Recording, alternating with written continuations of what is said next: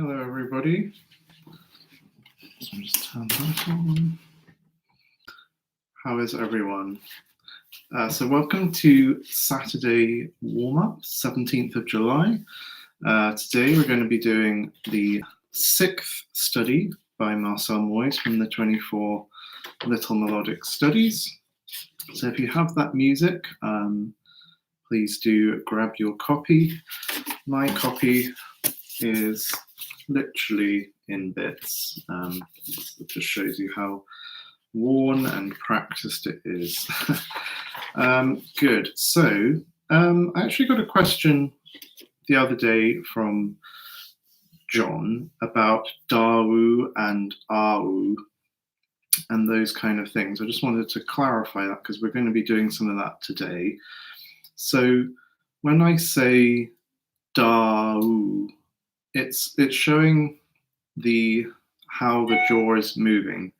So when we play loud to soft, for example, we want the direction of the air to be down, so it's not sharp. And then the oo going forward is to make sure it doesn't get flat when it gets quieter. And the difference just between dawu and awu is that the d is at the beginning. So it's when you use the tongue at the beginning. So when you're practicing it on just one note, you don't necessarily need a d. But when you start doing repeated notes, do, do, do, do, do, do, you obviously need the tongue to show the beginning of each note. So yeah, that's just to clarify that, just in case that's confusing for anybody else as well. But we're going to be starting with some dawu. Because if we look at the first little phrase in Moyse number 6, we've got this.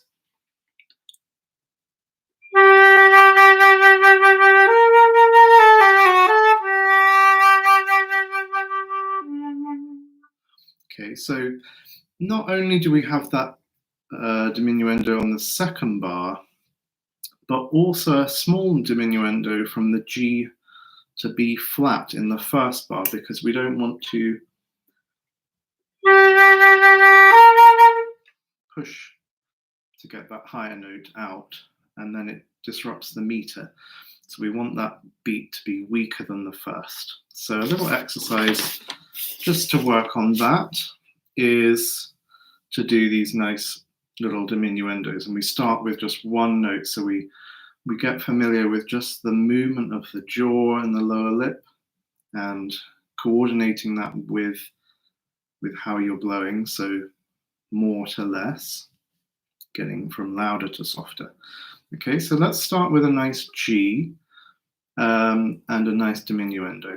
And so if you're watching live, just say hello at any point. Okay, right, let's go. So just a nice G diminuendo.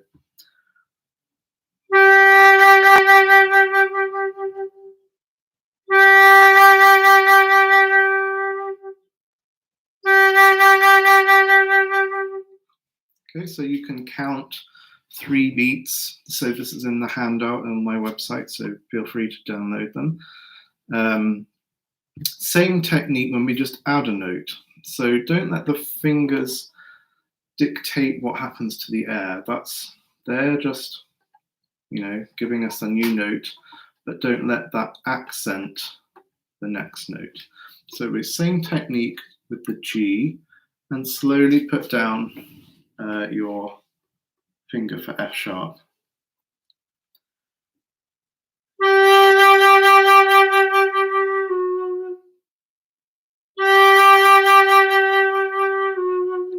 Okay, and also try not to let the air stop before you go to F sharp. So the air's always moving through. So if you find that difficult, just go back to the long G.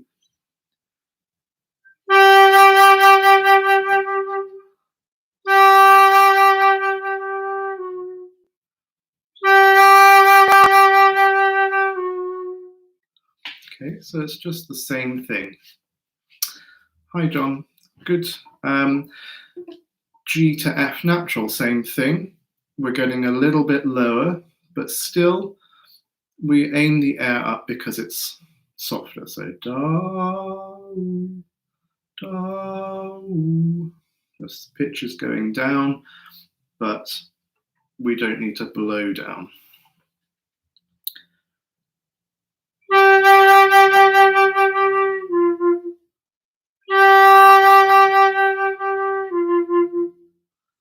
And with the vibrato, think a little bit more on the G and less on the next note. You can either do nothing or just a little bit, but more on the main note, to the G.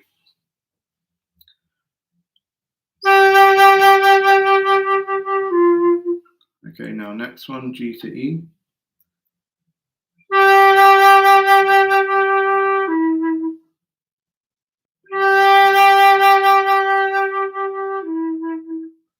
Good, so actually I find it useful because I can see myself in the screen. I watch my fingers so they're not going to start up here, and they're not going to hit the keys too hard, just very, very gentle. Okay, next two, G and E flat.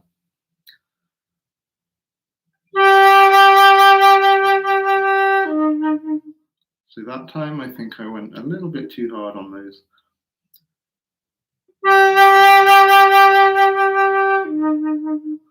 Okay, and then G and D is the last one.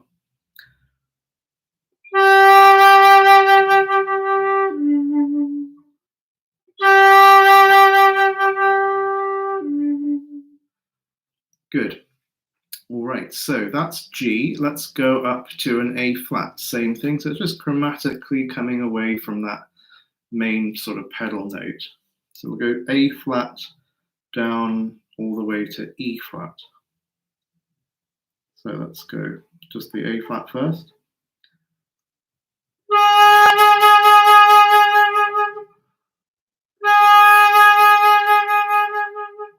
Now to G.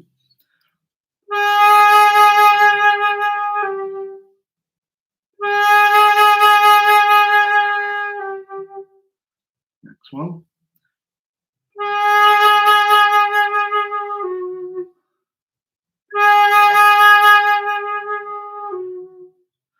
Next one.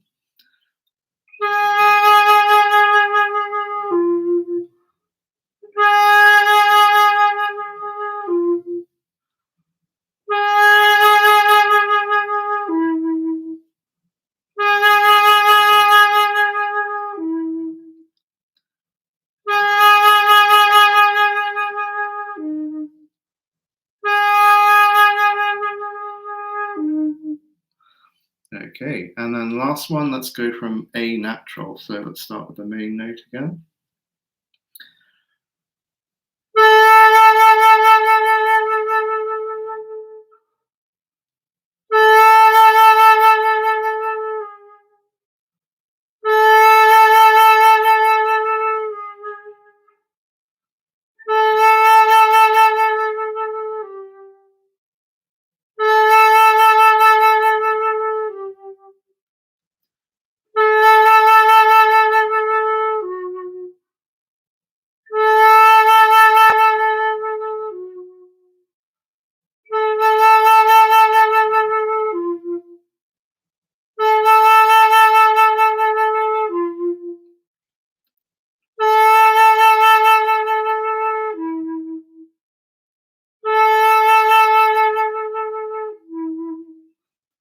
Okay, good. So that covers the technique we need for that second bar, dropping down to a note without going down with the airstream as well. So always lifting, and that way it will be nice and soft and hopefully in tune as well.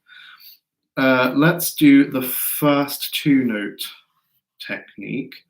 So that's going up this time. So let's start on the G. And we'll just go up to where it is, B flat. So chromatically from G.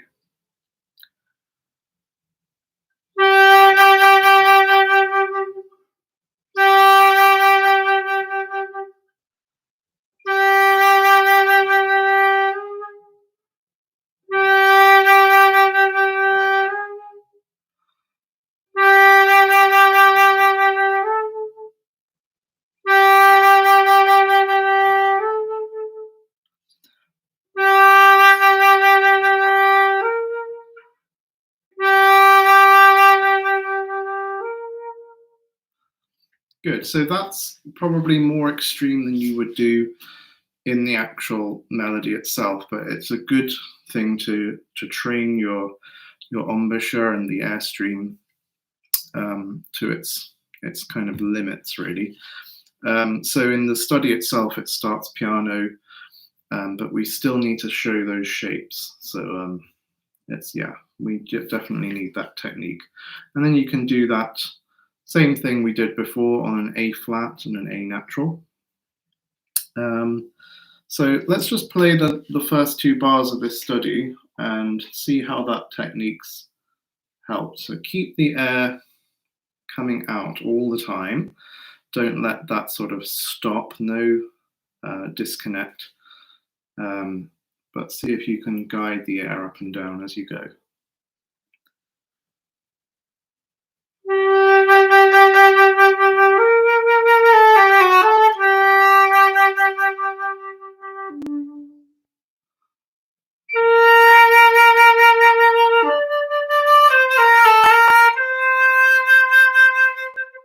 Okay, and we'll get on to that next bit in a little while. So next exercise is using harmonics. It's the same kind of thing with diminuendos, but we're not going to move the fingers at all. We're just going to stay on a low note and just do everything with the air and the lips. So we're going to go up the harmonic series with a diminuendo between 2 of the harmonics. So 1 to 2, we'd go.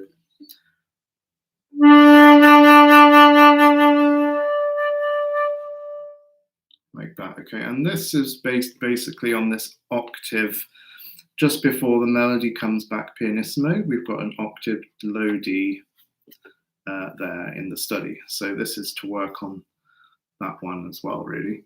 Okay, and then we just go next 2 notes. So it would be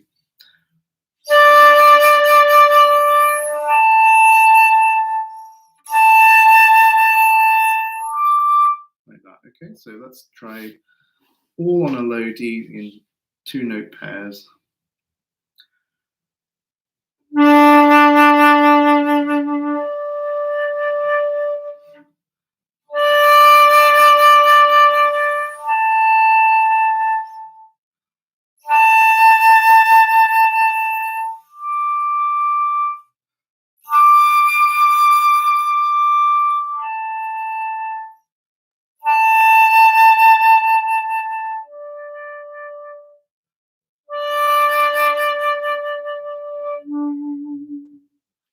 Great.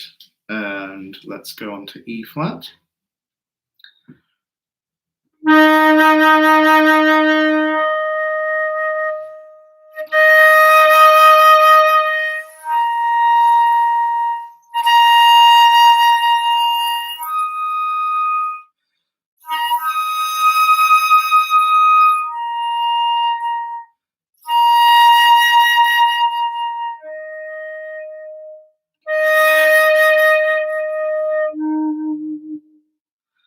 Good. So with this one, actually, you could maybe do three of those all in one breath, and so you're working on that repeated note on the harmonics each time. So that's a good thing to practice as well. Or you could breathe between each one and not use the tongue at all.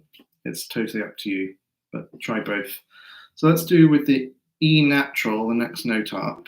Let's do about 3 of them in one breath and use the tongue to articulate the beginning, the louder one.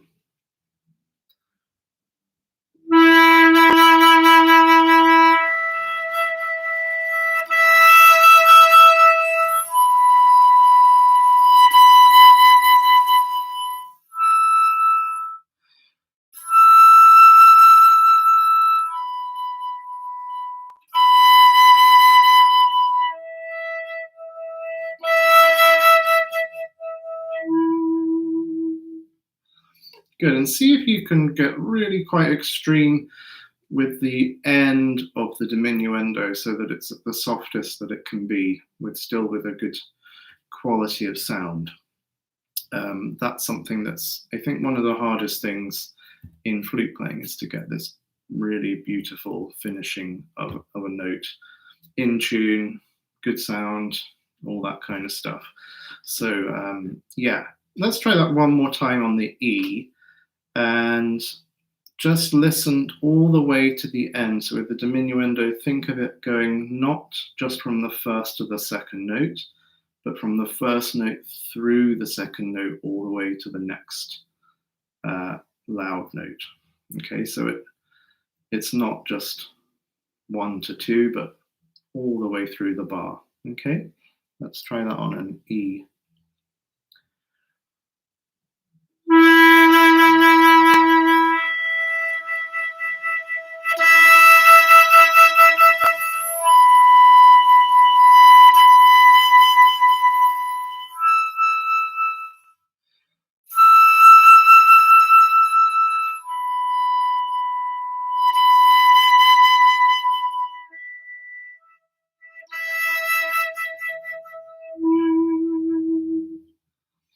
Okay, great.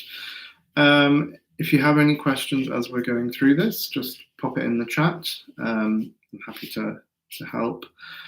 Next exercise, so that was diminuendos. Here we're not going to think too much of diminuendos because it's going to be doing quite big leaps. You can try and do the diminuendo for it, but don't be too worried if the top note comes out a little louder. So we're staying with low D, and we're going from the first, that's the first harmonic, to the second harmonic, that's the octave. Then we go first harmonic, third harmonic, miss out the second one. Then first to fourth, which is the double octave. And then first to the fifth harmonic, missing out all those harmonics in between.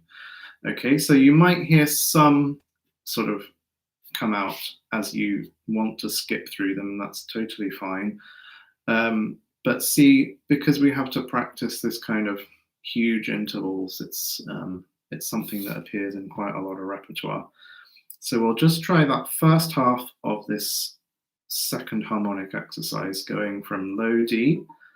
Keep your fingers the same, and you're going to get out all those harmonics. So we'll do it a couple of times.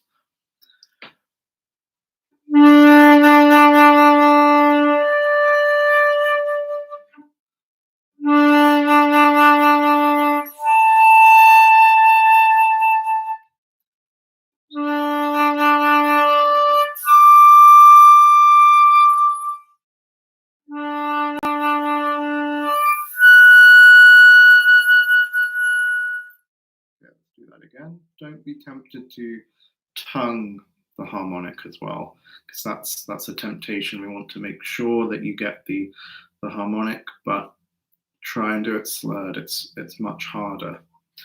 Okay, one more time.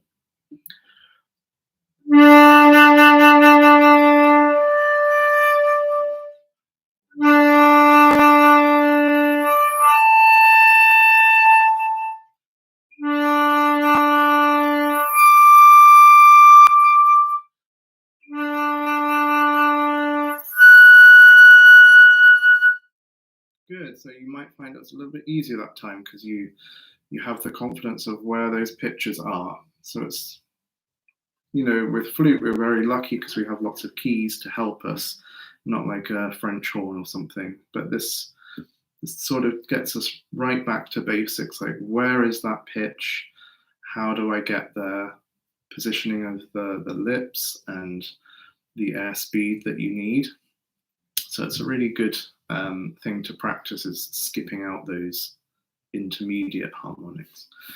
All right, now from that top fifth harmonic of D, we use that as the pedal note, and we come down the harmonic series from that one, skipping the ones in between gradually. So it's 5-4, 5-3, 5-2, 5-1. All right, so let's find that first. That's that sounding like an F sharp. And we go down to the next one. So it's just a tiny little movement.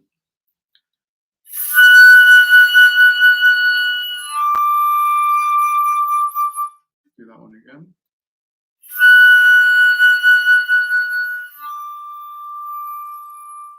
Now on the next one, skip out that fourth harmonic.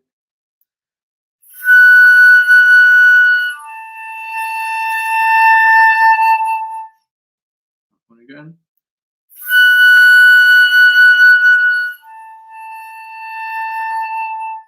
Now down to the second harmonic.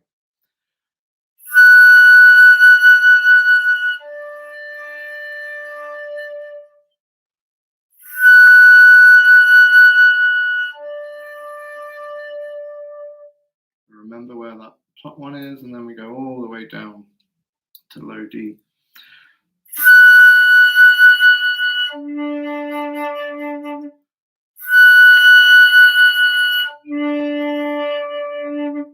Okay, now importantly, when you come with this exercise, is not to let up on the airspeed too much. When we want to go from a very high note to a low note, sometimes the low note sounds a little bit lifeless because the airspeed has been taken away. See if you can keep that vibrancy in the sound all the way down to the low note. So don't let the airspeed drop too much, but just angle the air nicely all the way down to the bottom D. Okay, let's do next note. Let's go down to a C sharp. Same exercise from the beginning. So from the low C sharp.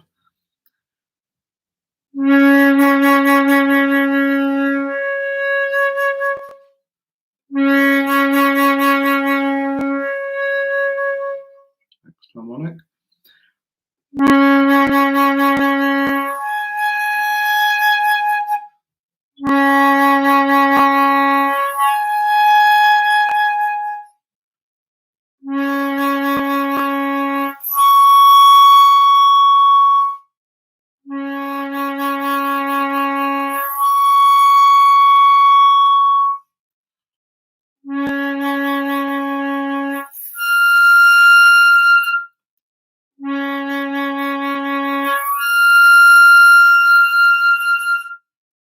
Good. Okay, and now from that sounding F or E sharp, whatever, coming down like we did.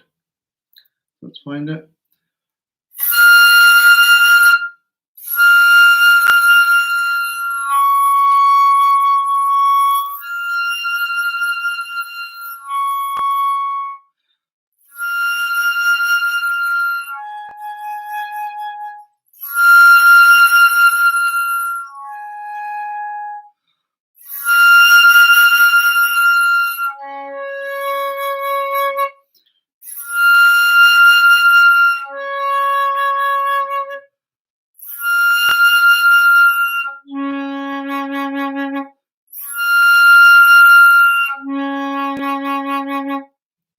Excellent. And let's do one more on the low C. And what I'm doing, you might see my eyes sort of looking up and down a bit. I'm just visualizing where my air's going. So low C is going to be quite lower on the wall, but as I go up to that fifth harmonic, it's more up there. Okay, so if you're playing in your room or whatever, try to pick a point in front of you, whether that's on a wall or a door or something, and just send your air to that point. And you might overshoot, so you just know for when you repeat it. That's why I like to repeat each one. Oh, I just need to come down a little bit, or oh, I didn't go quite high enough. So it gives you a nice little sort of template. All right, so let's try the same exercise on bottom C.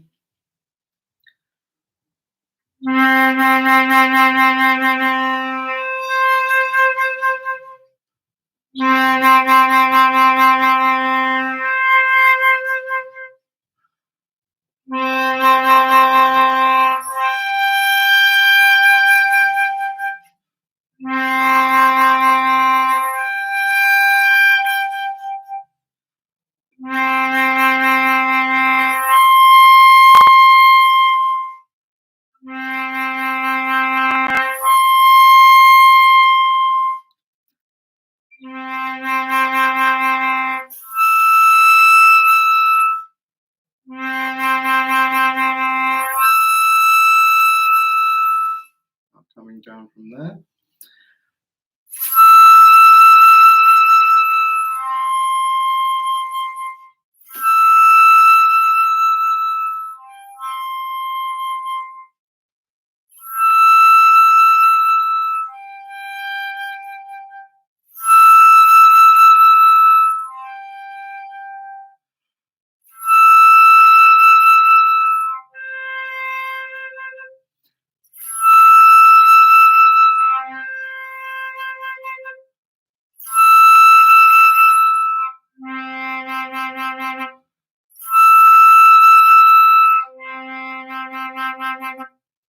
Right, great.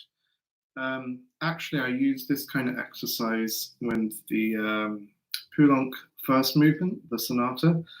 We have these those things, and because it's an E and a C, you can do that just all on a low C harmonic.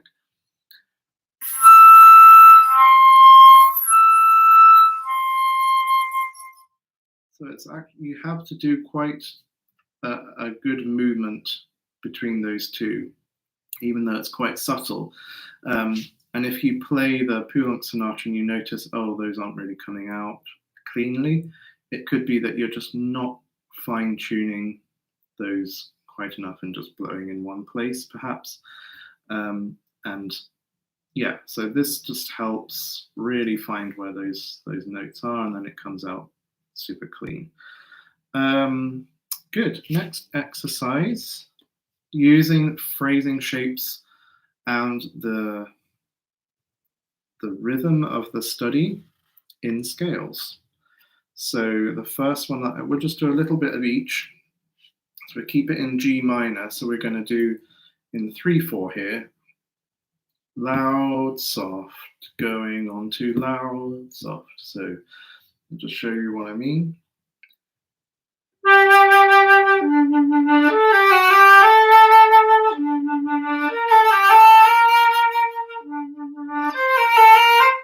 So we really use the semiquavers or the 16th notes to take us on to the next bar, and make sure that the low, every time you play that low D, it's nice and soft like we did in the first exercise. Okay, so no, don't push for that low D. It will just come out for you. Good point of thought really about low notes is that because they don't have lower notes underneath them, like if you fingered a top A, for example, you can get that sort of low ghost tone out of it. But with a low D, if you blow very soft, it's only going to be a low D. So you never really need to push for such low notes like that. Although it's a temptation for us as flute players that we want to get those notes out. But I think you just have to trust that they will come out. Anyway, that's enough of me talking. Let's play this little phrase.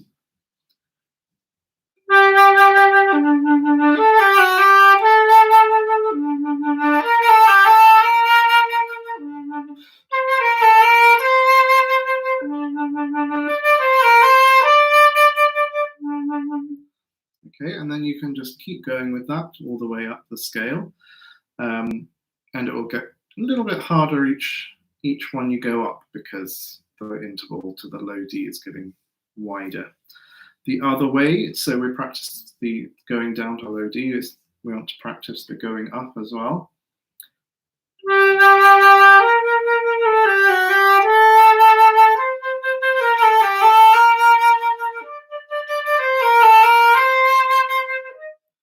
Okay, let's try that one together.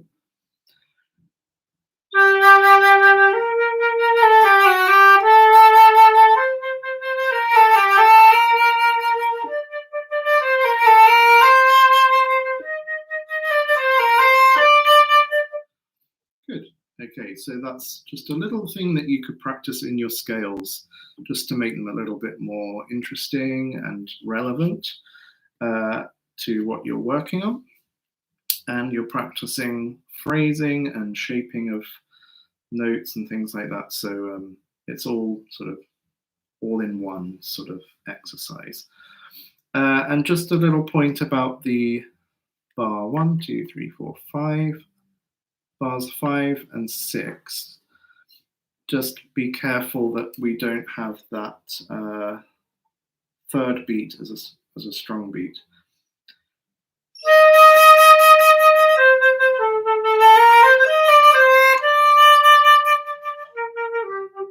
So think of the word paradise or beautiful. So practicing just those.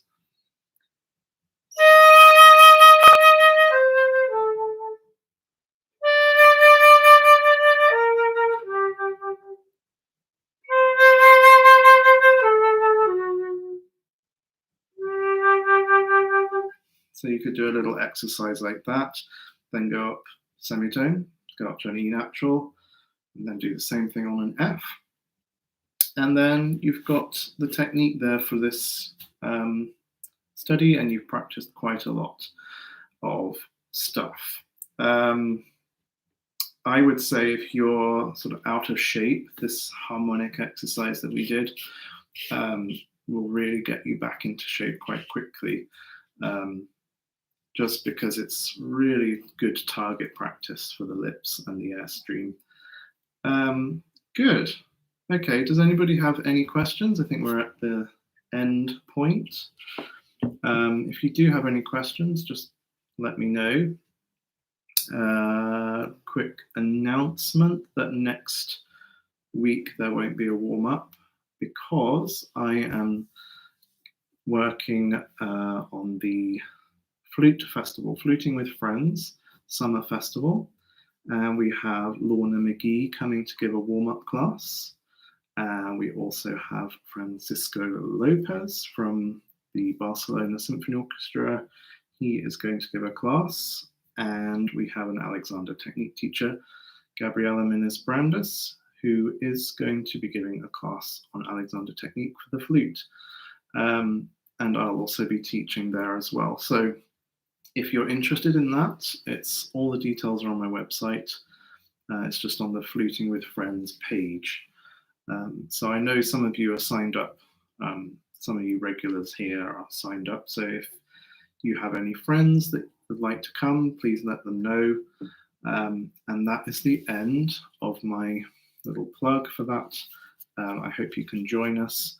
And then warm-ups will start again. I'll put something on my website so you know when the next one is. All right. Thanks very much. Have a good weekend.